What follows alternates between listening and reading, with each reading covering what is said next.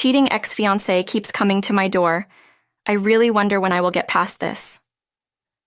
I'm 24, male, and my fiancé, 25, female, and I have been together for 6 years. I proposed to her during COVID, and she was actually having her affair when she accepted my proposal. Why would anybody do that? Why would someone accept a marriage proposal from one person while sleeping with somebody else? Anyway, this is a long post. I've been typing it out for weeks. It was therapy for me in a way. I'm not really looking for any advice, just trying to empty myself out somewhere, tell someone, even if it's just strangers on the internet. I'm a pretty awkward guy. I've never been big with the ladies. But when I met my fiancée, let's call her Bess, I was head over heels in love with her in a minute. I had never been in love before, but I knew she was the one I wanted to spend my life with as soon as I met her. For some reason, she seemed to really like me as well, and we were talking about kids and moving in together by the end of the week. The time up until D-Day was great. At least it was for me. Obviously, it couldn't have been that great for Bess. One day, I happened to see a glimpse of a message on her phone that made me pause. I lay awake that night and got up while she was sleeping and went through it. I am very comfortable with technology.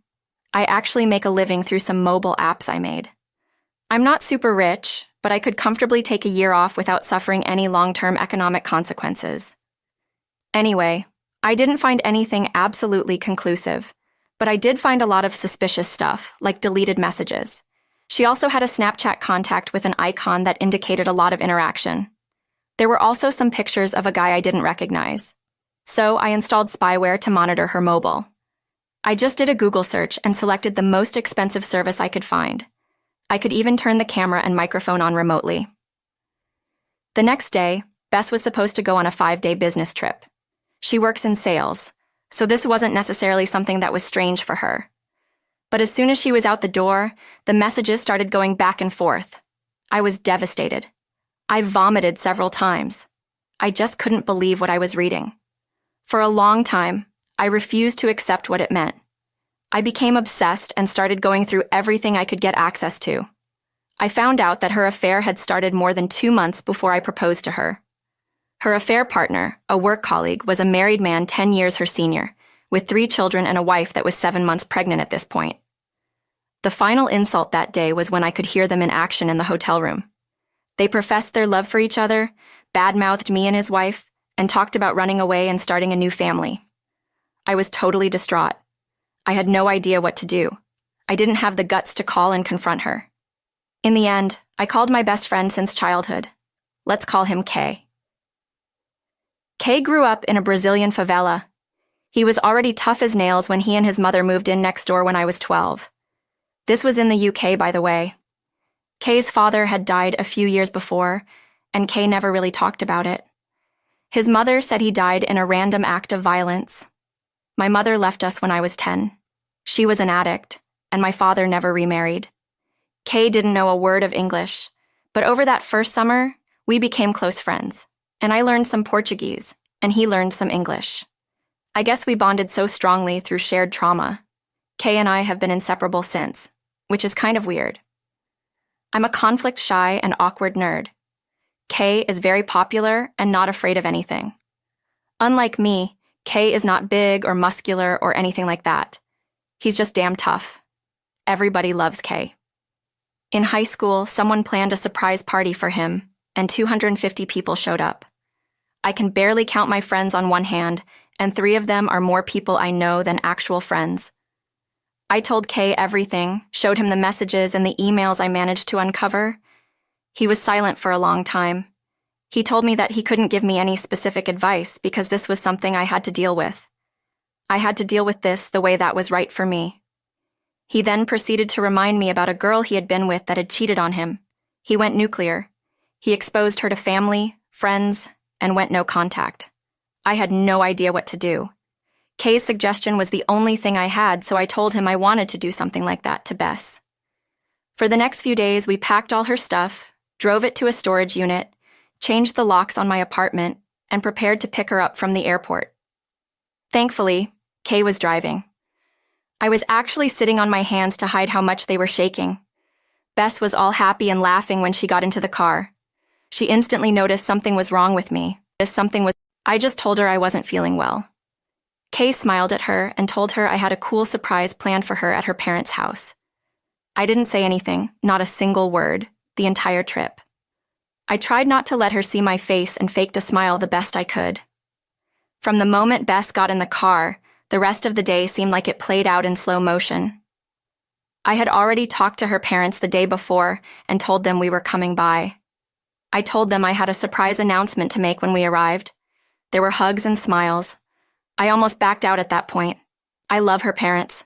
They've been so good to me and always made me feel welcome. Soon Bess was sitting on the sofa in between her parents. At some point, someone asked about the big surprise. Kay encouraged me to go on. I started off by telling her parents how fond I was of them and how grateful I was that they had welcomed me into their family and treated me in such a way that I always felt welcome. Then I choked up for a few minutes. I had this entire speech planned out. It was eloquent, composed. I totally forgot my speech, so I just blurted it out. Bess has been cheating on me with a work colleague who has kids and whose wife is 7 months pregnant. The engagement is off, the wedding is off, the relationship is over. Bess, your stuff is in this storage container. I just dropped the key on the floor. This is goodbye forever. I walked out while everyone was just sitting there, silent. I heard Kay tell them that I needed time to heal and to please not contact me unless it was absolutely necessary. In the car, Kay told me to post to the Facebook group. The Facebook group is where we were planning the wedding. Everybody was on there. My entire family, her entire family, friends, everyone. I posted a short message almost identical to what I told her parents, and then disconnected from the group. Kay kept telling me he was proud of me, that one day I would look back at this and be happy that I stood up for myself. I was just stunned. Nothing about this felt good or real. The next stop was the affair partner's wife.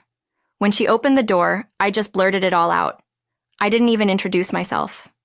I'm pretty sure she slapped me at some point as I gave her a thumb drive with the evidence on it. Her husband came around the corner behind her. His wife immediately started screaming. She told him to get lost and not come near her. He tried making excuses, but as soon as he took a step forward, Kay was right up in his face instantly. "You heard the lady. Get out." After a bit more back and forth, he eventually packed a bag and scuffled off. Kay talked to his wife for a while. I was just trying to process my screwed-up life in my mind. In the end, we were invited inside. Kay called her mother, and we agreed to spend the night until her father could arrive the next morning to pick her up. She was scared her husband would turn back, and she did not want to be alone. Inside, I was treated like I had turned invisible. No one saw me or noticed me. I just sat there crying silently. I understand she was in a much worse situation than me. I was not married and did not have kids. Still, I was breaking inside that nobody even looked at me. At some point, they all fell asleep. I still sat there crying. I decided that I was just going to end it. I started looking for pills, but I couldn't find any. In the end, I got a long knife and I planned to just stab myself through the heart with it. I held it towards my chest with both hands, and when I took a deep breath, the knife went under my rib cage and penetrated about a centimeter. It hurt like hell. I sat there for a while watching the knife with the bloody tip. I have no idea how long I stood there, and in the end, I left the knife on the table and went back to my chair. There, I sat crying for the rest of the night. I just couldn't get my head around what's happening. Her father arrived at 5:30 in the morning. I opened the door to let him in. I was covered in blood. He was amazingly calm considering how I looked. He calmly asked me some questions and if I was okay. I mumbled some gibberish. He went inside to find his daughter while I just stood there holding the door. Shortly after, he came out to talk to me. I stared at him for a minute, then I just passed out. I woke up in the hospital. It's 3 months ago now. Kay stayed with me the first few weeks after I returned home. He was scared I was going to off myself again. I haven't talked a word to my ex-fiancé. I changed my phone number, I blocked her email address, and all access on social media. She has come to my door a few dozen times. She talks through the door. Sometimes she talks for hours. She talks about how sorry she is, begs for forgiveness. She has told me that she has broken it off with the affair partner, that the affair partner's wife is divorcing him, and that he's been fired because the affair partner's wife reported them to HR. When she comes, I just sit right inside the door. I listen to her and cry. I know it's really effed up. I'm just torturing myself. I haven't responded to her yet. She told me that she could see the door move when I leaned against it. She knows I'm there. I haven't healed anything. I still love her like crazy, but my heart and soul are just too damaged. I'm full of anger, hatred, and shame. I know I can never go back to her. It would totally destroy what little self-esteem and self-respect I have. The confrontation at her parents' place, telling the affair partner's wife, gave me nothing to feel better about. If anything, I regret not just walking away. People have been telling me at some point to go numb or just become indifferent. I hope that day is soon for me because right now, every day is hell. Well, that certainly was a wild ride. Let's check out a couple of comments from the community. Comments. Got Any Pear Chang 33 says, I still love her like crazy. No, you don't. You love the person you thought she was, the person she never really was. I think the best way to move on is to realize she was never the woman you fell in love with. The personality of hers you love so much really isn't her. It's all a lie. I know facing that truth hurts beyond belief, but it's true. This isn't the end. And even if you aren't the best with women, there are plenty of other women out there who don't pretend to be a person they aren't. You still have plenty of time to find new love.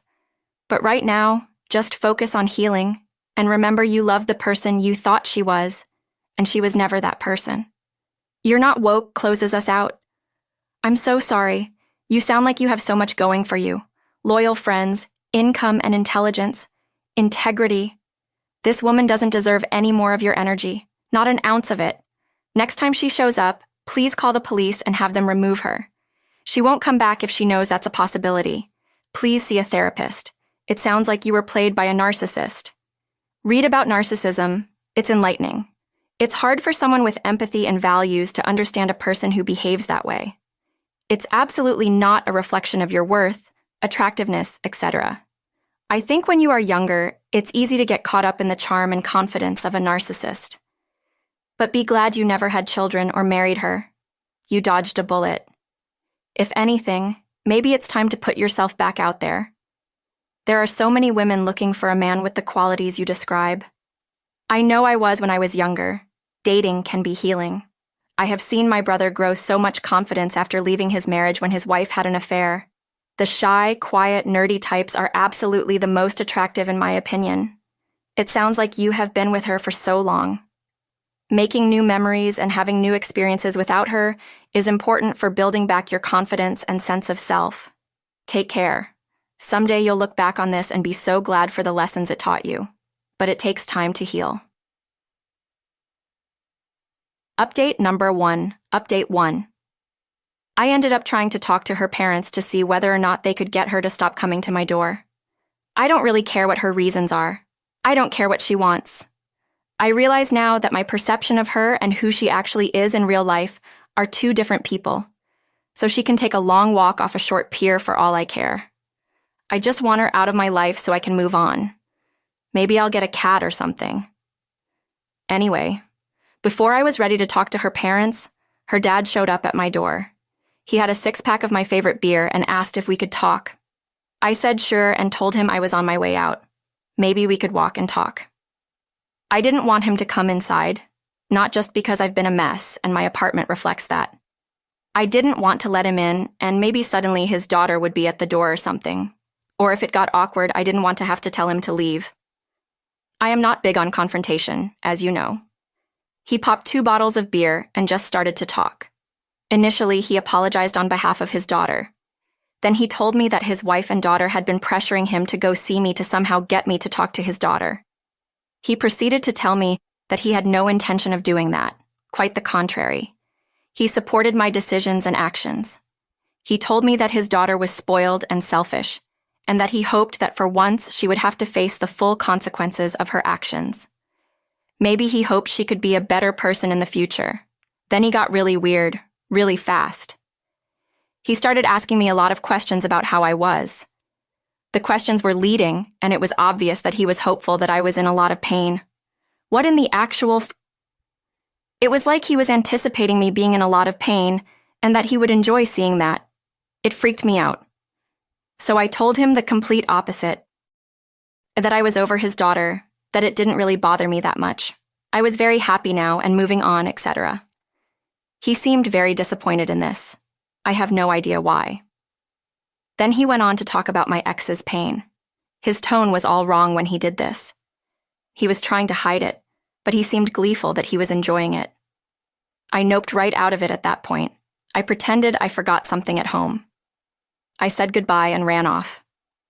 I'm done with my ex now. You strangers snapped me out of it. I am ready to move on. It still hurts like a and my self-esteem and ego are still shot, but I am done. I am ready to move on. A lot of you were right. I think I dodged a bullet, not just with her, but probably with the rest of her family as well. What kind of father is gleeful at his child's suffering? Once again, thank you everybody for all of your help. Update number 2. Update 2. After the feedback on my last post, I realized that maybe I misread the situation with her father. He has always been great to me, and I have a lot of respect for him. I decided to give him a call and just talk to him.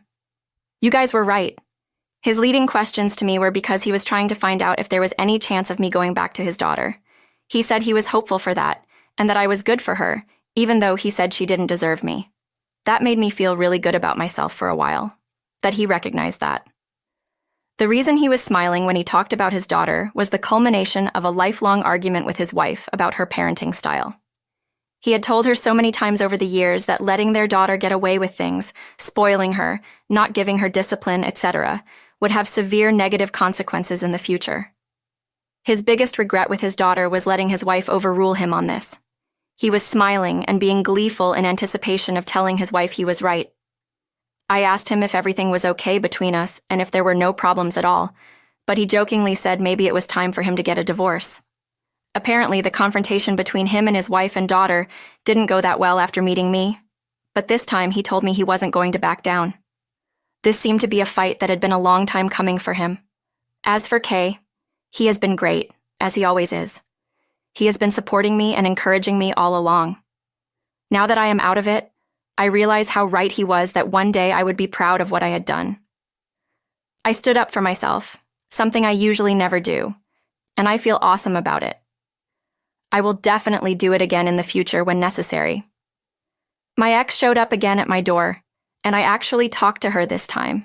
She begged me to let her in so we could talk, but I wasn't going to talk to her on her terms. If I was going to talk to her, it would be on my terms. I told her, okay, but I have some things to do, and I will meet you at a local park in half an hour. I didn't want her inside my mess, and as some of you pointed out, maybe she could make some accusations about something if I met her alone. Strangely enough, I wasn't nervous. I actually felt kind of good. For once in my life, I felt pretty sure of myself. Anyway, I went to the park. She was crying. I sat down, and we had some meaningless small talk. She tried to interrogate me about what I had talked about with her father.